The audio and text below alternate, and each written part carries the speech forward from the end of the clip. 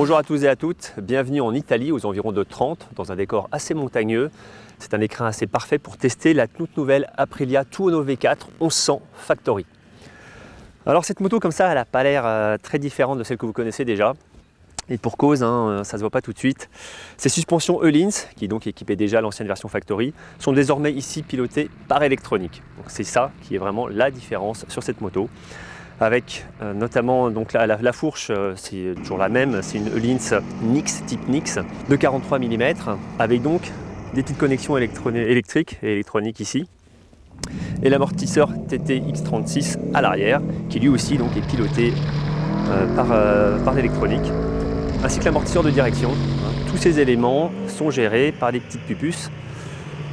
Et sinon, la moto elle est semblable à ce que vous connaissez déjà, donc avec un superbe châssis double poutre aluminium. C'est vraiment une sculpture cette moto. Elle est toujours aussi magnifique.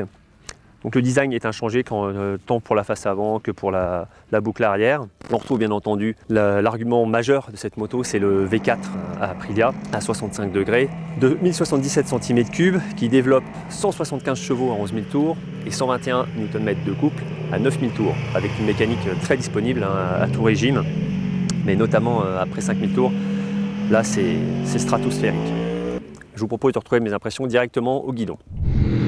Ce qui diffère beaucoup avec la RSV4, la sportive, c'est l'ergonomie, c'est la position sur cette machine, avec un guidon droit, presque plat d'ailleurs, qui procure beaucoup plus de contrôle du train avant, beaucoup plus facilement, avec un bon bras de levier en virage. C'est vraiment plus appréciable, plus efficace pour rouler sur des petites routes très sinueuses comme ce qu'on fait actuellement, mais sur des routes de montagne là, sur les hauteurs italiennes. Bon, et puis bien sûr ces V4 qu'on apprécie particulièrement, le tout parfaitement exploitable sur une très large plage de régime, on va dire de 4000 à 12 000 tours. C'est vraiment une mécanique assez extraordinaire, avec une poussée particulièrement ample. C'est à la fois très viril, très gras, mais on n'a pas la violence de certaines autres machines italiennes.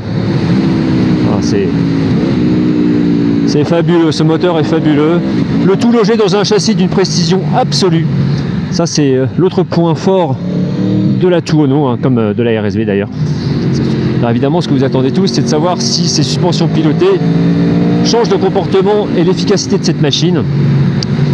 Alors bien évidemment, pour vous dire en comparaison avec l'ancienne ce que ça change, c'est difficile à dire quand on a du matériel de cette qualité, là, les Öhlins Nix et TT X36. On a un matériel ultra haut de gamme, mais qui donc fonctionne à la perfection avec un toucher de route assez exceptionnel. Et donc ces versions pilotées, elles apportent surtout une facilité de réglage assez appréciable quand on change pas mal de terrain de jeu, quand on fait de la route ou quand on passe à la piste. Là effectivement, si vous oscillez pas mal entre les deux, ça peut être intéressant, d'autant que ça se règle assez facilement. C'est relativement intuitif, il y a un mode automatique, il y a 3 modes automatiques avec une possibilité de réglage assez didactique. Et puis si on veut vraiment, on peut paramétrer les suspensions comme on faisait avant, mais là via le tableau de bord et les commandes au guidon. Alors malgré tout, l'intérêt de ces suspensions pilotées, c'est que ça travaille avec l'ABS, avec la centrale inertielle présente sur cette machine. Et donc forcément, tous ces paramètres s'entrecroisent et permettent d'ajuster le comportement de la moto avec une grande précision. Donc en ce sens, c'est assez efficace. D'ailleurs, on sent la machine travailler davantage. Notamment l'arrière, on sent quand l'avant s'enfonce, on a des mouvements d'assiette parfois un peu sensibles. En toute sécurité, on sent vraiment l'électronique travailler. Et ça, c'est quand même plutôt appréciable. Et puis on a évidemment le pack APRC sur cet engin, à savoir anti-patinage, anti-wheeling, ABS sur l'angle, hein, tout ça évidemment avec la centrale inertielle. Et puis pas mal d'autres petites choses comme le launch control qui vous permet de démarrer très vite sur une grille de départ par exemple, ou le contrôle de vitesse dans la pit lane. Sans oublier un cruise control sur cette machine aussi, pour ceux qui voudraient voyager un peu avec.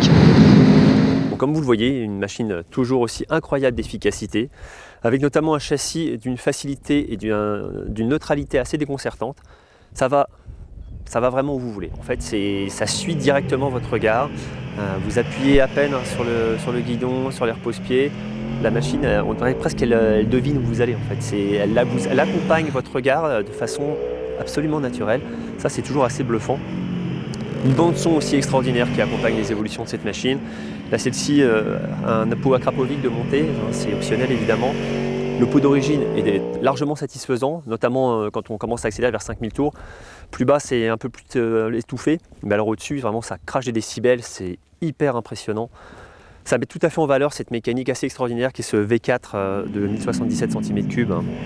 On a vraiment énormément de plaisir à rouler cette machine. Disponible à 18 000 €, à 17 999 €. La version RR n'a pas les suspensions pilotées, elle est disponible à 14 849 €. Donc une différence de prix justifiée par cette électronique et surtout par la qualité des suspensions Öhlins, hein, on ne va pas se mentir.